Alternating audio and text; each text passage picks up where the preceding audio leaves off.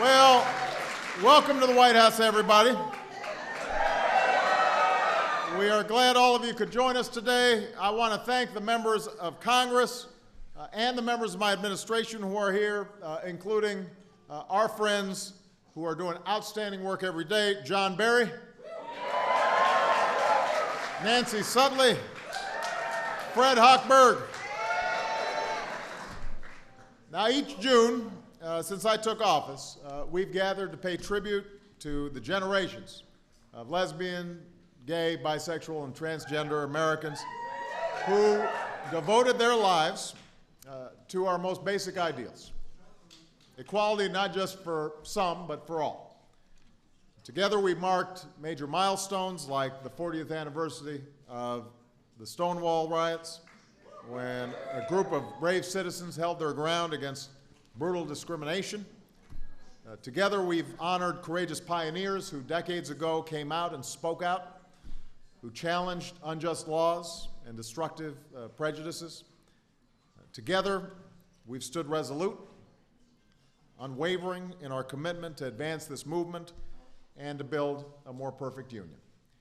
Now, I've said before that I would never counsel patience, that it wasn't right to tell you to be patient any more than it was right for others to tell women to be patient a century ago, or African Americans to be patient a half century ago. After decades of inaction and indifference, you have every reason and right to push loudly and forcefully for equality.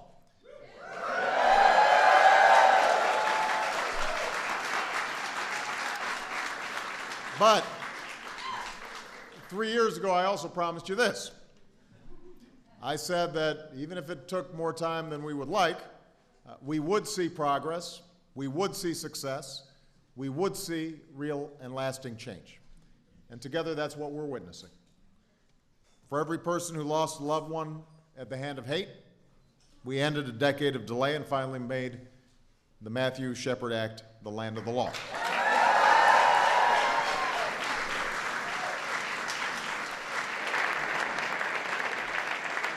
With HIV who was treated like an outcast. We lifted the HIV entry ban.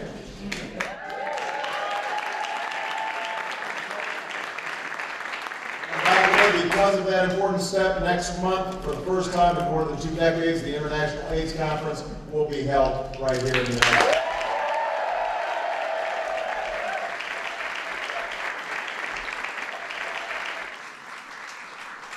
For every American diagnosed with HIV who couldn't get access to treatment, we put who you are should never affect whether you get life-extending care. Marjorie Hill, the head of the Gay Men's Health Crisis, is here. GMHC has saved so many lives, and this year they are celebrating their 30th anniversary, so I want to give them and all these organizations who work to prevent and treat HIV a big round of applause. Give it up for Marjorie and everybody else.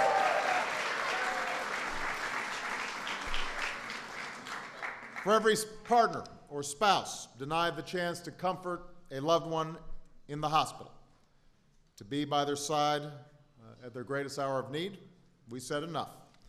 Hospitals that accept Medicare or Medicaid, and that is most of them, now have to treat LGBT patients just like any other patient.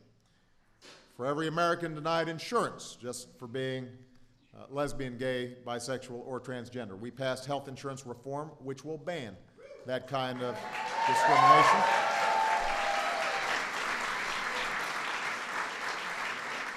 We've expanded benefits for same-sex partners of federal employees, prohibited discrimination on the basis of gender identity for workers in the federal government.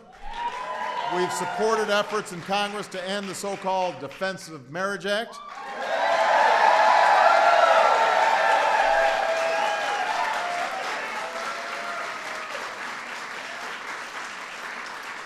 And as we wait for that law to be cast aside, we've stopped defending its constitutionality in the courts.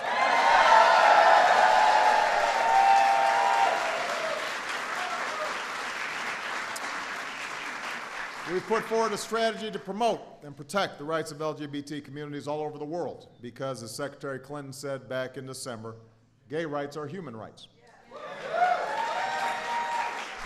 And, of course, last year we finally put an end to Don't Ask, Don't Tell.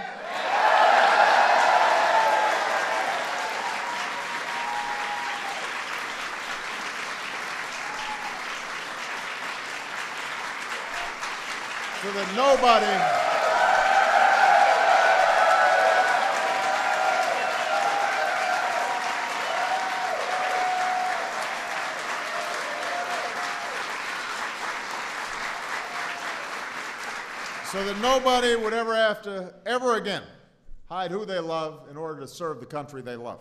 And I know we've got some military members who are here today. I'm happy to see you with your partners here. We thank you for your service. We thank your families for their service. And we share your joy at being able to come with your spouses or partners here to the White House with your Commander-in-Chief.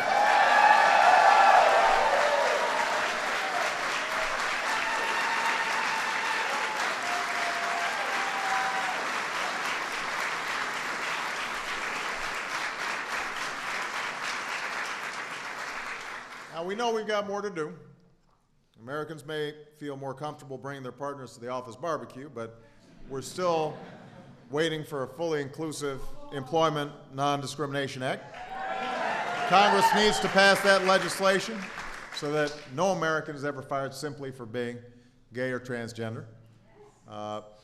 Americans may be able to serve openly in the military, but many are still growing up alone and afraid, picked on, pushed around for being different. And that's why my administration has worked to raise awareness about bullying. And I know I just had a chance to see Lee Hirsch, the director of Bully, who's here, and we thank him for his work on this issue.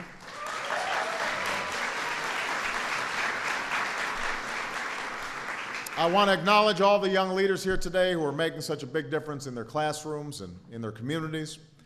And Americans may be still evolving when it comes to marriage equality, but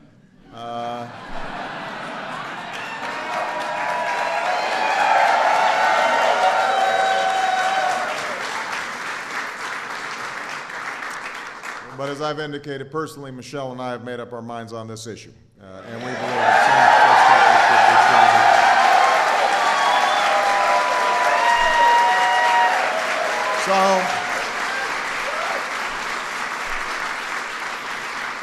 So we still have a long way to go, but we will get there. We'll get there because of all of you. We'll get there because of all the ordinary Americans who every day show extraordinary courage. We'll get there because of every man and woman and activist and ally who's moving us forward by the force of their moral arguments, but more importantly, by the force of their example. And as long as I have the privilege of being your president, I promise you, you won't just have a friend in the White House, you will have a fellow advocate for an America where no matter what you look like or where you come from or who you love, you can dream big dreams and dream as openly as you want. Thank you. God bless you. God bless America.